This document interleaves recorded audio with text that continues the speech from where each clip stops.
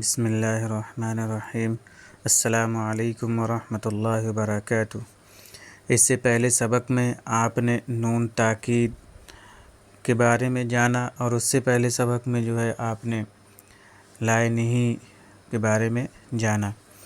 آج کے سبق میں ہم جانیں گے اسم موصول کا بیان، کہ اسم موصول کتنے ہیں اور ان کا استعمال کس طریقے کے کیا جاتا ہے۔ اسم موصول کا بیان۔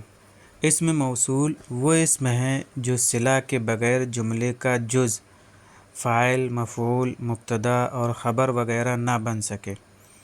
اسم موصول مندرجہ ذیل الفاظ ہیں: الذی واحد مذکر کے لیے، اللذان تثنیہ مذکر کے لیے، الذین جمع مذکر کے لیے استعمال ہوتے ہیں۔ اسی طریقے سے مؤنث کے لیے اللاتی واحد مؤنث کے لیے، اللتان تثنیہ مؤنث کے لیے، اور اللاتی اور اللواتی اور اللائی جمع مؤنث کے لیے۔ مؤنث کی جمع کے لیے 3 لفظ کا استعمال ہوتا ہے اسم موصول میں سے، جس کا ہے ایک اللاتی استعمال کر سکتے ہیں، یا اللواتی استعمال کر سکتے ہیں، یا اللائی استعمال کر سکتے ہیں۔ ان اسماء موصولہ کے بعد صلہ آئے گا، اور صلہ جو ہے ہمیشہ جملہ ہوگا، وہ چاہے فاعل کی شکل میں ہو، چاہے مفعول کی شکل میں ہو، چاہے مبتدا اور خبر کی شکل میں ہو، لیکن ہوگا جملہ ہی۔ اور صلے میں ایک ضمیر کا ہونا بھی ضروری ہے جو موصول کی طرف لوٹے گی، یعنی ایسا جملہ ہوگا جس کے اندر ایک ضمیر ہوگی جو آپ کے اسم موصول کی طرف لوٹے گی۔ جیسے جاء الرجل الذی لقیتہ، یعنی وہ آدمی آیا جس سے میں نے ملاقات کی۔ تو اس میں دیکھیے جاء الرجل الذی، تو یہ ہمارا موصول ہو گیا، اور لقیتہ میں جو ضمیر ہے ہو کی، یہ الذی کی طرف لوٹ رہی ہے۔ اسی طریقے سے تثنیہ کی مثال رجع الولدان اللذان کانا ذهبا الی الوطن، تو دیکھیے اس میں کانا ذهبا میں ہما کی ضمیر ہے جو اللذان کی طرف لوٹ رہی ہے، کیونکہ اللذان تثنیہ کا استعمال کیا گیا ہے۔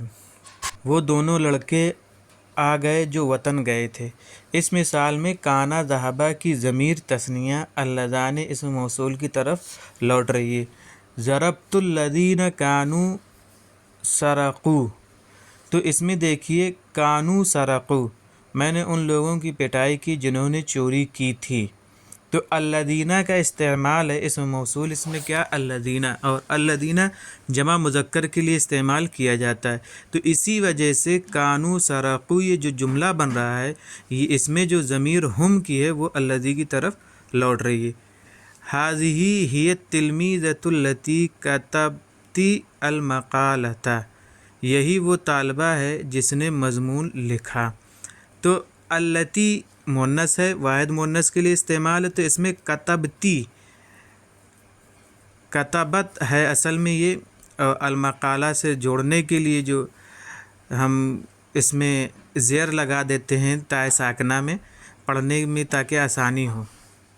تو یہاں پر جو ہے کتابت میں جو ضمیر ہے ہیا کی، وہ التی کی طرف، جو التی کا ھذہ تلمیذۃ التی جو موصول بن رہا ہے اس کی طرف لوٹ رہی ہے۔ ہاتان بنتان اللتان خاطتا الثوب، یہی وہ دونوں لڑکیاں ہیں جنہوں نے کپڑا سلا۔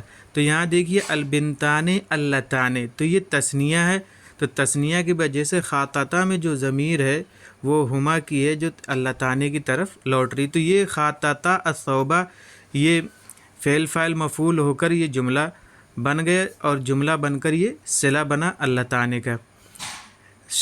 شربت الماء اولئک النساء اللاتی کنن عطشن، تو یہاں پہ اولئک النساء اللاتی، تو لاتی جمع مؤنث کے لیے استعمال کیا جاتا ہے، اسی وجہ سے یہاں پہ کنن عطشن کا استعمال ہوا ہے۔ ان عورتوں نے پانی پی لیا جو پیاسی تھیں۔ یہ بھی واضح رہے کہ اسم فاعل اور اسم مفعول کا الف لام بھی الذی کے معنی میں ہوتا ہے۔ یہاں ایک چیز بتا رہے ہیں کہ کبھی کبھی جو ہے الذی، اللذان، الذین یا التی، اللتان، اللاتی وغیرہ نہیں آتے ہیں، وہاں الف لام کا اضافہ کر دیتے ہیں تو وہ جو ہے الف لام الذی کے معنی میں ہو جاتا ہے.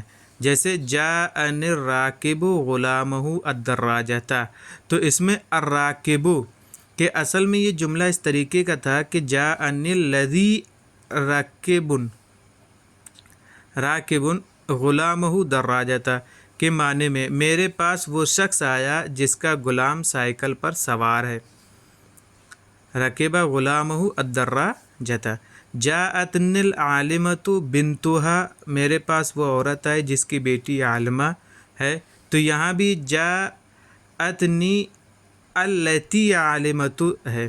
جاءنی المضروب غلامہ، میرے پاس وہ آدمی آئے جس کے غلام کی پٹائی کی گئی. تو یہاں تینوں مثالوں میں جو الف لام لگا ہے، المضروب میں الف لام ہے، العالمۃ میں الف لام ہے، اور الراکب میں الف لام ہے.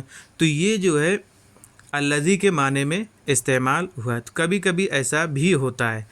یہاں یہ بھی ذہن نشین رہے کہ اللذان اور اللتان حالت نصبی و جری میں اللذین اور اللتین ہو جاتے ہیں. اسم موصول کے جملوں کی ترکیب اس طرح ہوگی، مثلا رجع الوالدان ولدان اللذان کانا ذهبا الی الوطن. اس کی ترکیب اس طرح کریں گے، رجع فعل، الولدان موصوف، اور اللذان اسم موصول، کانا ذهبا فعل بفاعل، الی حرف جر، الوطن مجرور، جار اپنے مجرور سے مل کر متعلق ہوا کانا ذهبا فعل کے، فعل اپنے فاعل اور متعلق سے مل کر جملے فعلیہ خبریہ ہو کر بن جاتا ہے یہ صلہ. اسم موصول اپنے صلہ سے مل کر صفت، پھر موصوف اپنی صفت سے مل کر فاعل، رجع فعل اپنے فاعل سے مل کر جملے فعلیہ خبریہ ہوا. اس میں فاعل کے جملوں کی ترکیب اس طرح ہوگی، مثلا جاءنی الراکب غلامہ دراجۃ کہ جاء فعل الف لام بمعنی الذی، راکب اسم فاعل، غلامہ مرکب اضافی ہو کر راکب کا فاعل، دراجۃ مفعول، دراجۃ مفعول، اسم فاعل اپنے فاعل اور مفعول سے مل کر صلہ، موصول اپنے صلہ سے مل کر فاعل، جاء فعل اپنے فاعل سے مل کر جملے فعلیہ خبریہ ہوا.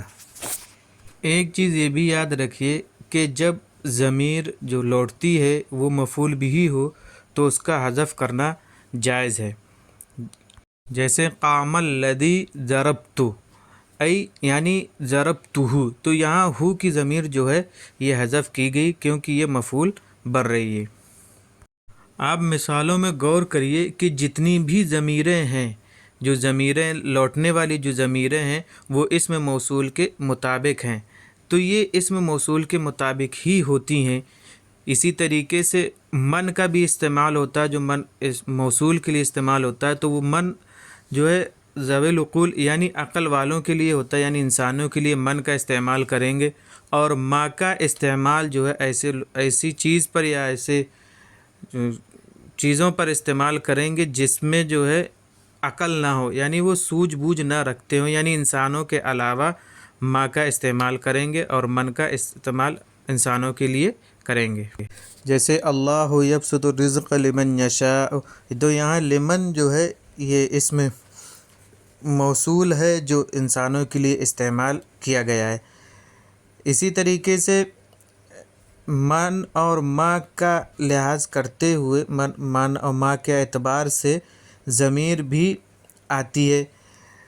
لفظ کے اعتبار سے واحد لائیں گے، اور اگر معنی کے اعتبار سے لائیں گے تو معنی کے اعتبار سے بھی لائی جاتی ہے. جیسے من ذا الذی یقرض اللہ، تو من یا لفظاً جو ہے ہمیں سنگل دکھ رہا ہے، واحد دکھ رہا ہے، لیکن الذین ضمیر تو یہاں معنی کے اعتبار سے بھی ضمیر لائے ہیں. تو لفظ کے اعتبار سے واحد لانا اور معنی کے اعتبار سے تثنیہ جمع کا لانا درست ہے. مندرجہ ذیل جملوں پر اعراب لگا کر ترجمہ کریں. یہ جو جملے لکھے ہوئے ہیں ان میں اعراب لگانا ہے اور ان کا ترجمہ بھی کرنا ہے، اور الذی اللہ کا خیال کرتے ہوئے. یہ جو اردو کے جملے لکھے ہوئے ہیں ان کی آپ کو عربی بنانا ہے، اور اس میں موصول کے قاعدے کے ساتھ یعنی قاعدے کے دھیان رکھتے ہوئے یہ جملے بنائیں. یہ کچھ الفاظ معنی ہیں جن کو آپ یاد کریے. الوصفۃ نسخہ حصل یحصل حصولا، علی صلے کے ساتھ پانا، حاصل کرنا. مئتن جمع مئاتن 100 یعنی 100. صدر یصدر صدرن نکلنا یعنی پبلشڈ ہونا یعنی شائع ہونا. سکن یسکن سکوناً، المکان یا بھی صلے کے ساتھ آتا ہے رہنا، آباد ہونا. افتخر یفتخر افتخاراً، با صلے کے ساتھ آتا ہے فخر کرنا، نازا ہونا. درس یدرس تدریساً، الکتاب کے ساتھ آتا ہے پڑھانا یا پڑھنا. زار یزور زیارتاً، المکان کے ساتھ آتا ہے زیارت کرنا یعنی کوئی جگہ ہوگی تب زارہ کا دیکھنے کے لیے تو زارہ کا استعمال کریں گے. امید ہے کہ آپ کو آج کا سبق ہمارا سمجھ میں آ گیا. جنہوں نے ابھی تک سبسکرائب نہیں کیا وہ سبسکرائب کر لیں اور بیل آئیکن پریس کریں تاکہ ہمارے تمام ویڈیوز آپ کو ڈیلی پہنچتے رہیں.